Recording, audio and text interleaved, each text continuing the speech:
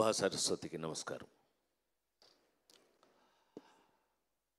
నా ప్రాణానికి ప్రాణమైన తెలుగు ప్రేక్షక దేవుళ్ళందరికీ నమస్కరిస్తూ,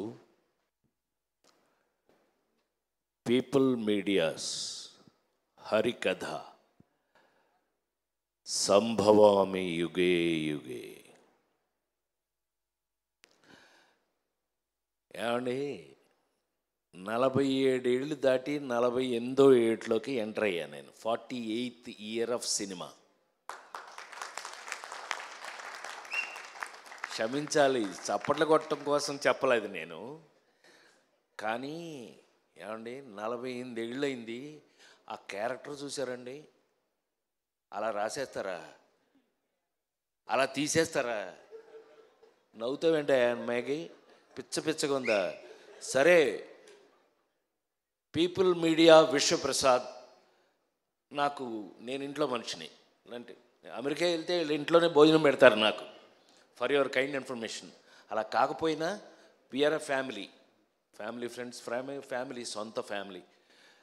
కానీ ఒక కథ, ఆ కథలో ఛాలెంజింగు, ఆ ఛాలెంజింగ్లో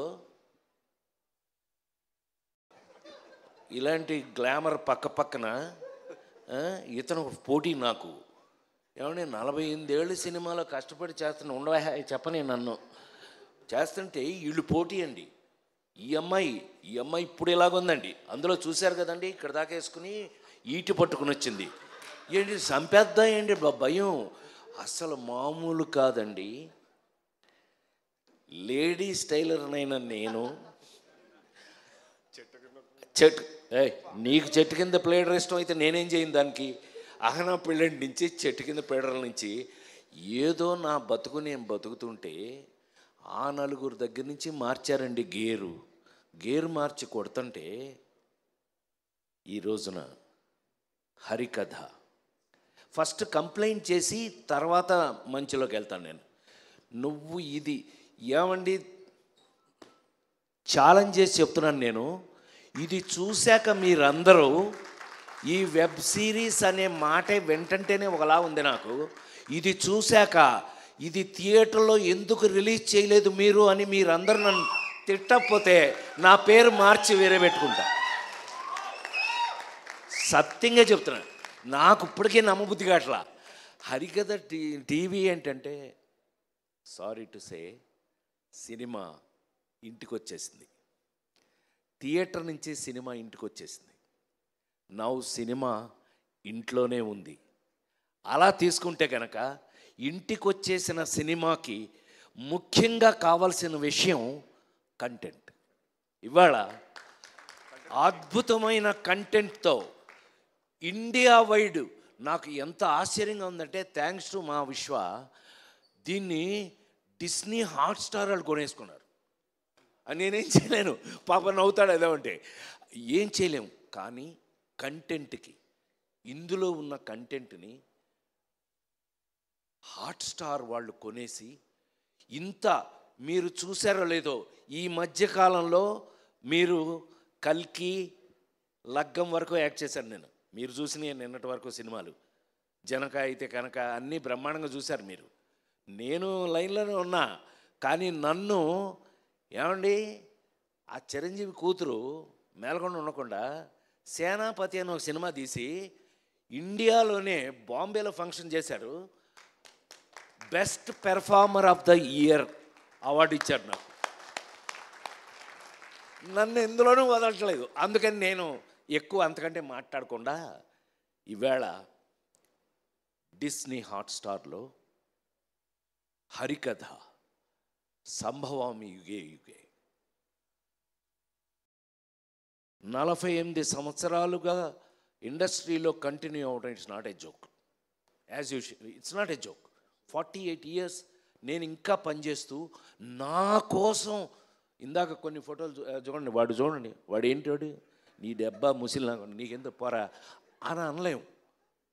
రంగాచారి మరి ముఖ్యంగా ఒక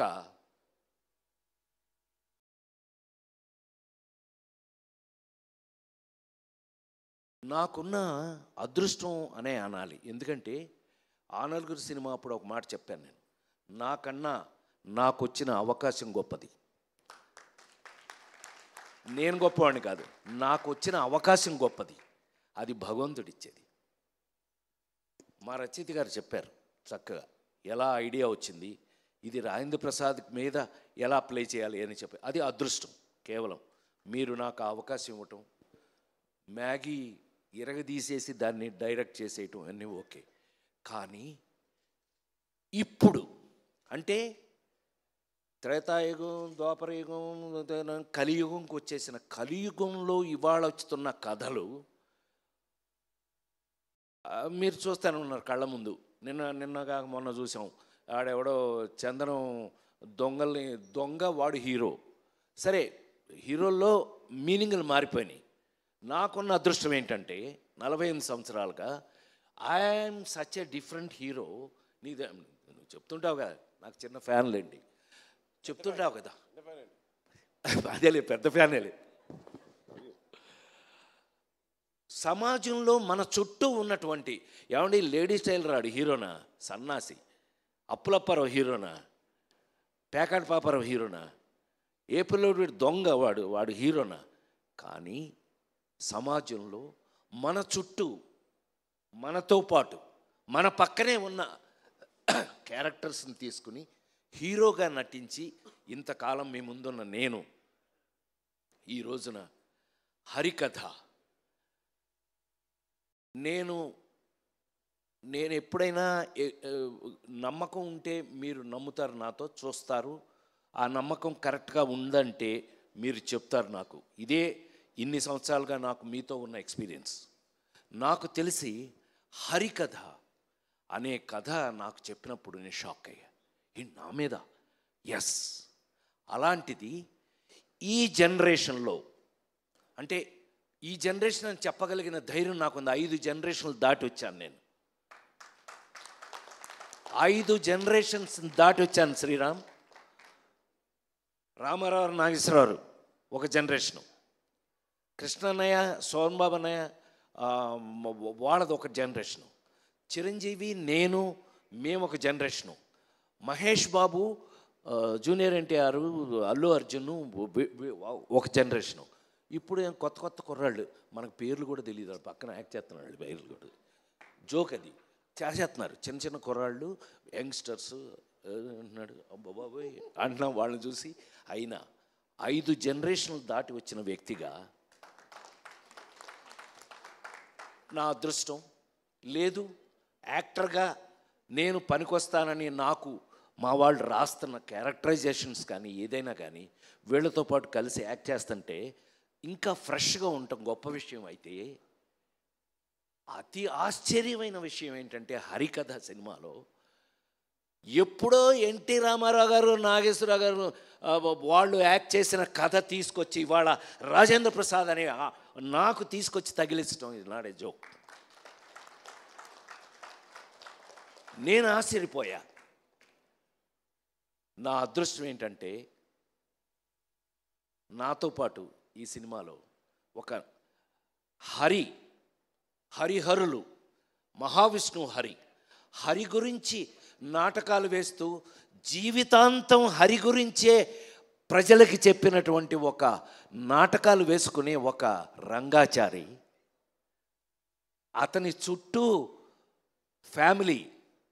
నా అదృష్టవశాత్తు సురభి నాటకం వారు నాతో జాయిన్ అవ్వటం నా అదృష్టంగా భావిస్తున్నాను. నిజంగా 140 సంవత్సరాల ఎక్స్పీరియన్స్ ఉన్న వారితో పాటు అందులో ఒక ఫ్యామిలీ మెంబర్గా నన్ను జాయిన్ చేసుకుని వారు చివరికి ఈ సినిమాలో నాకున్న అదృష్టం ఏంటంటే నా మేకప్ కూడా వారి చేత వేయించుకుని వారు నాకు మేకప్ వేసి నా ముఖంలో ఏమేమి పౌరాణికం కనపడగలదో ఇవాళ అది చూస్తే నాకు ఆశ్చర్యంగా ఉంది. ఈ ఫేస్ చూడండి, నాది శ్రీరామ్ది ఇద్దరిది. ఆ ఫేస్ చూడండి, ఆ ముఖంలో నా ఫేస్లో ఉన్నటువంటి డీటెయిల్స్, మేకప్ డీటెయిల్స్ను బయటకు లాగిన వారికి నేను కృతజ్ఞతలు తెలియజేస్తూ, వారు ఇదిగో మావాడు వచ్చాడు కూడా, మేకప్ వేసిన అతను వచ్చాడు, అద్భుతం. అతని వల్ల నా ఫేస్లో చివరికి ఈవేళ అంటే అతిగా మాట్లాడతానని మీరు అనుకోకపోతే కనుక ఈ ఈ ఆ మహావిష్ణు గెటప్ చూశాక పెద్ద అయిన తర్వాత పెద్ద ఆయన విశ్వవిఖ్యాత నట సార్వభౌమ నందమూరి తారక రామారావు గారి ఇంట్లో గొడ్ల చావిట్లో పుట్టిన నేను మళ్ళీ ఈ జనరేషన్లో ఈ క్యారెక్టర్లు వేసే అవకాశం రావడం నా పూర్వజన్మ సుకృతంగా భావిస్తూ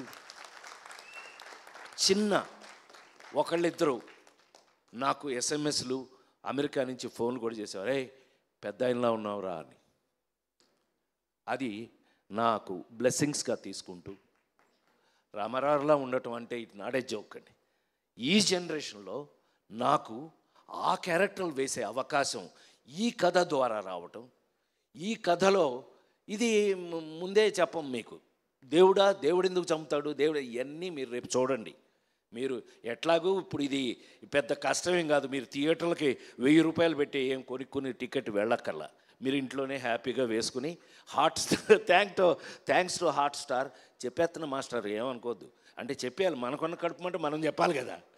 సో సినిమా ఇంటికి వచ్చేసింది. ఈవేళ మరి ఇంత గెటప్స్తో ఈ గెటప్స్ మేము ఎందుకు వేయవలసి వచ్చింది, అసలు దేవుడు చంపటం అనేది ఇప్పటిది కాదు. దేవుడు చంపడం ఎవడో రావణాసురుడు అంటాడు, లేకపోతే ఏ రాక్షసుడు మితిమీరినా వాడిని చంపడానికి దేవుడు రావాల్సిందే. ఇది మనందరికీ తెలిసిన కథ.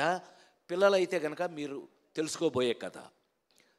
దేవుడు వచ్చి చంపటం ఇందులో ఇవాళ 2024లో ఒక సినిమా తీసి డెఫినెట్గా ఇది చూసిన తర్వాత మీరు ఇది సినిమా ఏంటి థియేటర్లో ఎందుకు రిలీజ్ చేయాలో ఒళ్ళు బలిసిందో మీకు అని తిడతారు, గ్యారంటీ. అది కొంతమంది, కానీ ఇంటికి వచ్చేసింది కాబట్టి మీరు అందరూ హ్యాపీగా ఫీల్ అవుతారు. మీరు మొత్తం అందరూ ఇంటికాడ చూసే అవకాశాన్ని కలిగించిన మా పీపుల్ మీడియా ది గ్రేట్, వాళ్ళకున్న టేస్ట్ ఏంటో మీకు తెలిసిపోతుంది. ఇవి చూస్తే అసలు మా కంపెనీకి ఉన్న టేస్ట్ ఏంటో మీకు తెలిసిపోతుంది 100%.